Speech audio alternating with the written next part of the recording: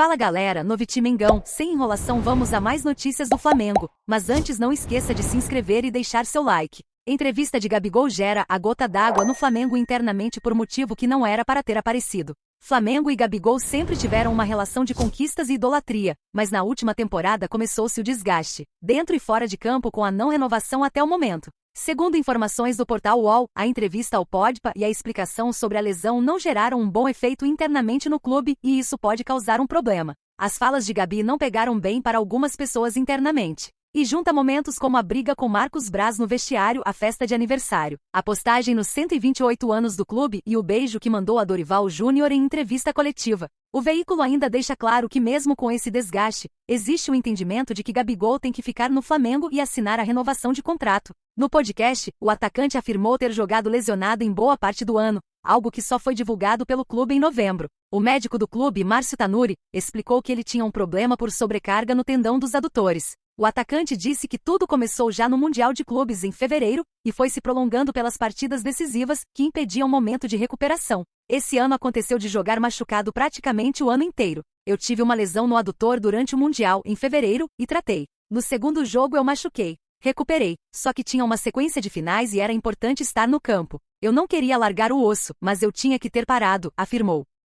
Flamengo oferece 2 jogadores em troca da contratação de Fausto Vera e negócio está avançado, diz setorista. Por mais que o camisa 10 tenha encerrado o ano em má fase, o técnico Tite acredita que pode recuperar o atacante em 2024. Por isso, a renovação do atleta é aguardada para o início das atividades em janeiro. O jornalista Carlos Cereto, que cobre o Corinthians, informou há pouco que uma troca deve acontecer entre Flamengo e os paulistas. Sem Gabigol, os paulistas negociam a vinda do volante Thiago Maia e o lateral direito Mateuzinho. Em compensação, o Flamengo deve receber o volante Fausto Vera, um desejo antigo dos cariocas. A troca está avançada, apurou Cereto em sua conta no X, antigo Twitter. Mateuzinho e Thiago Maia finalizaram em 2023 como reservas no elenco de Tite. O primeiro viu Wesley jogar a maior parte das partidas, mas a investida em um LD nesta janela. Já Maia foi ofuscado por Pulgar, que se tornou peça fundamental no Flamengo ao longo da temporada. Vale reforçar que oficialmente nenhum dos clubes confirma a informação. No Corinthians, Tite também se interessa por Lucas Veríssimo, a quem convocou para a seleção brasileira em algumas oportunidades antes da Copa do Mundo.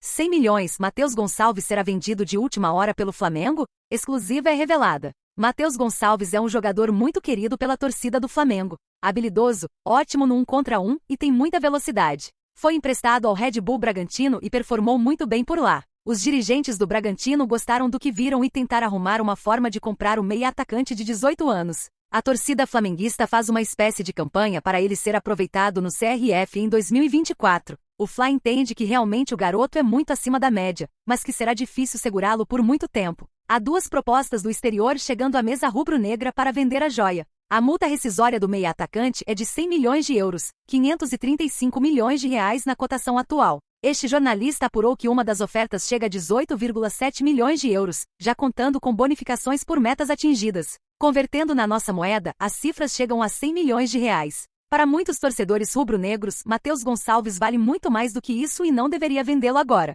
Problema maior para a garotada nesse elenco do Mengão é a dificuldade em ter espaço no meio de tantos jogadores renomados. O Flamengo, por exemplo, está contratando Léo Ortiz com contrato até 2028. Opinião da torcida. Torcedores do Flamengo dão o veredito final sobre a possível chegada de Léo Ortiz. A temporada 2023 terminou de forma oficial para o Flamengo. O time comandado por Tite não teve um ano tão bom igual a torcida esperava. Diante disso, agora o que resta é se planejar para o próximo ano. Léo Ortiz jogando contra o Flamengo. Começando por saídas-chegadas, o mercado da bola agitará o time carioca e os demais clubes brasileiros. O fato é que rubro-negro tem uma lista de nomes para ter em seu staff em 2024. Entre eles, o mais cotado é o zagueiro Léo Ortiz, atualmente no Bragantino, mas que poderá desembarcar na Gávea. Segundo informado pelo GE, o jogador de fato quer fechar com o Mengão. Inclusive essa madrugada houve avanços. O zagueiro agiu nos bastidores para que isso ocorra. Segundo informado, Ortiz entrou em contato com o Bragantino no fim da noite de terça-feira 12 e expressou o desejo de atuar com o Flamengo. O defensor deixou claro que reiterou o acordo para flexibilizar os valores da negociação. Léo Ortiz contra o Flamengo. Foto, Diogo Reis da GIF. Diante do desejo de Ortiz de atuar no Flamengo, a torcida obviamente foi à loucura nas redes sociais, falando sobre a postura do jogador de atuar nos bastidores para fechar a negociação. Essa atitude foi bem vista pela nação. Ri de alço nome agrada ao treinador. Flamengo tem interesse em titular do Corinthians, que é queridinho de Tite.